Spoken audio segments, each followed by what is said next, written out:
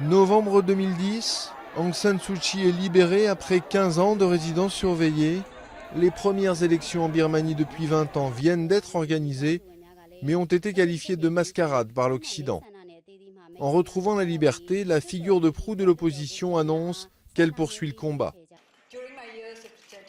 Pendant mes années en détention, j'ai été bien traitée et je l'apprécie d'un point de vue personnel. Mais cela ne suffit pas. Nous ne luttons pas pour la démocratie au profit d'une seule personne, mais pour nous tous. Le vrai tournant intervient en août 2011. Le président Thein Sein l'invite dans la capitale Naypyidaw. Peu après, elle annonce qu'elle se présente aux élections. Depuis, les personnalités étrangères se succèdent et l'Occident fait de son retour en politique une condition de la levée des sanctions. Bien sûr, ils ont besoin d'Aung San Suu Kyi pour renforcer leur légitimité. Le gouvernement militaire est fort dans tous les domaines, sauf en termes de légitimité et en termes de reconnaissance.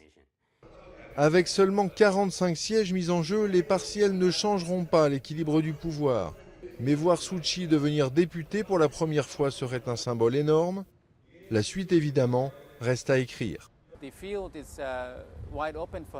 La voie est dégagée jusqu'au sommet pour elle. Mais cela va impliquer des marchandages, des compromis sur un certain nombre de principes. Ses admirateurs et partisans vont devoir le comprendre. L'attente est colossale. La satisfaire entièrement sera impossible. Nous pensons qu'elle peut vraiment tout changer, plus que quiconque.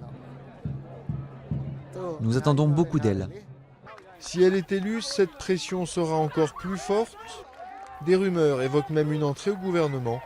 Il lui faudra alors se battre encore pour changer les choses, mais de l'intérieur cette fois.